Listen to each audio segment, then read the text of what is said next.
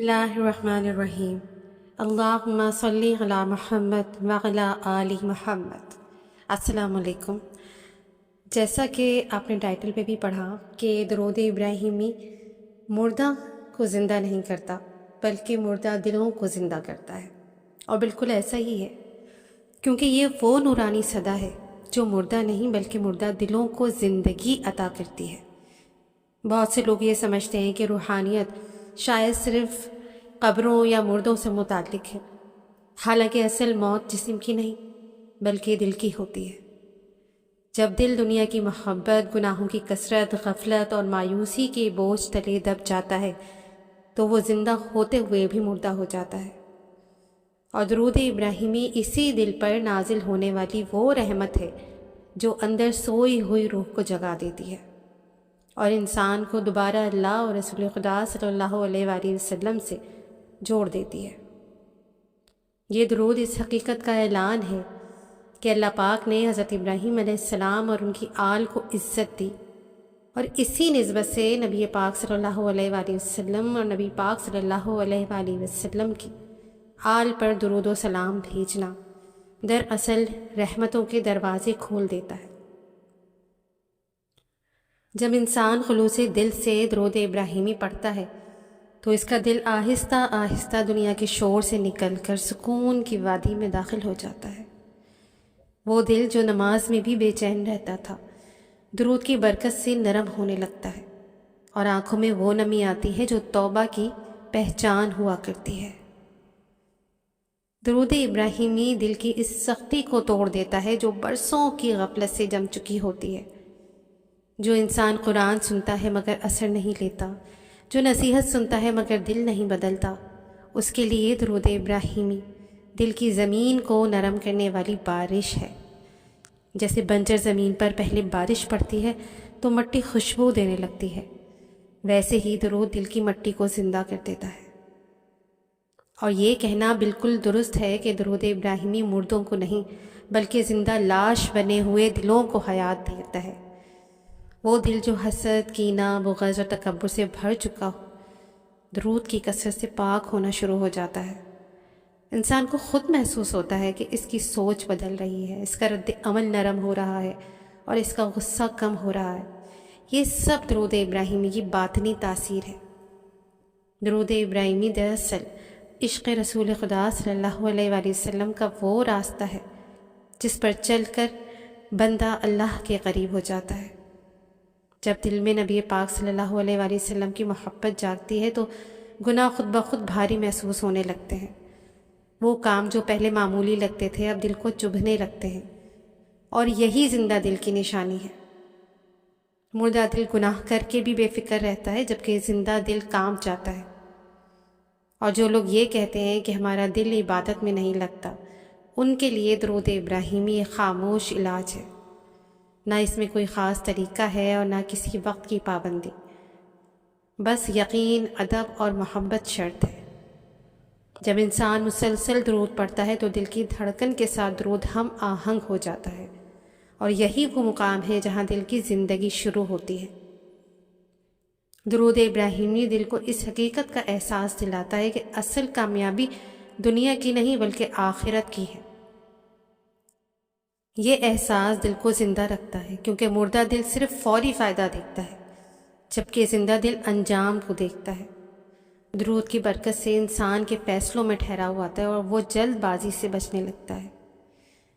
درود ابراہیمی دل کے زخموں پر مرہم بھی ہے۔ جن لوگوں کے دل ٹوٹ چکے ہوں، جو نا امیدی کی حد تک پہنچ چکے ہوں، ان کے لیے درود ابراہیمی امید کی کرن ہے۔ جب بندہ نبی پاک صلی اللہ علیہ وآلہ وسلم پر درود بھیجتا ہے تو دراصل وہ اپنی فریاد اللہ تک پہنچا رہا ہوتا ہے، اور اللہ پاک اپنے محبوب صلی اللہ علیہ وآلہ وسلم کے صدقے اس کے دل کو سکون عطا فرما دیتا ہے۔ درود ابراہیمی دل کے اندھیروں کو نگلنے والی روشنی بن جاتی ہے۔ جب دل میں ایمان کی شمع مدھم پڑنے لگتی ہے تو درود اس میں دوبارہ تیل ڈالتا ہے۔ یہ روشنی آہستہ آہستہ پھیلتی ہے اور انسان کی پوری زندگی کو منور کر دیتی ہے۔ اس کے اخلاق، اس کی گفتگو اور اس کے معاملات سب بدلنے لگتے ہیں۔ درود پڑھنے والا شخص تنہائی میں کبھی اکیلا نہیں رہتا، کیونکہ اس کا دل حضور پاک صلی اللہ علیہ وآلہ وسلم کی نسبت سے آباد ہو جاتا ہے، اور یہ آباد دل ہی اصل زندہ دل ہے۔ مردہ دل تو محفل میں بھی تنہا ہوتا ہے، جبکہ زندہ دل تنہائی میں بھی مطمئن رہتا ہے۔ درود ابراہیمی انسان کو یہی باطنی صحبت عطا کرتا ہے۔ درود ابراہیمی دل کو شکر گزار بناتا ہے۔ جو دل ہر وقت شکوے کرتا ہو وہ مردہ ہونے لگتا ہے، لیکن درود کی کثرت سے انسان نعمتوں کو دیکھنے لگتا ہے۔ وہ چھوٹی چھوٹی نعمتوں پر بھی اللہ پاک کا شکر ادا کرتا ہے، اور یہی شکر دل کی زندگی کو بڑھا دیتا ہے۔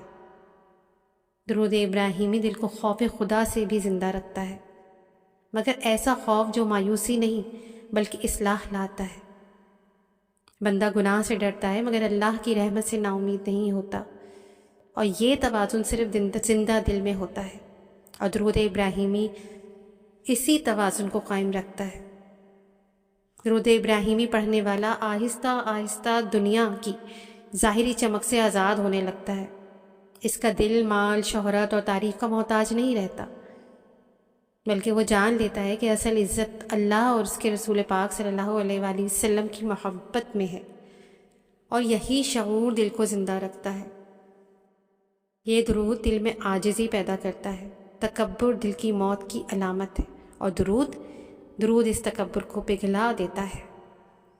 انسان دوسروں کو حقیر سمجھنا چھوڑ دیتا ہے اور اپنے گناہوں کو یاد کر کے نرم ہو جاتا ہے، اور یہی نرمی دل کی اصل زندگی ہے۔ درود ابراہیمی دل کو دعا کی لذت سکھاتا ہے۔ جو دل دعا میں الفاظ نہیں پاتا وہ درود کے ساتھ دعا کرنا سیکھ لیتا ہے۔ درود دعا کے لیے راستہ ہموار کر دیتا ہے، اور اللہ پاک ایسے دل کی دعا کو رد نہیں فرماتا۔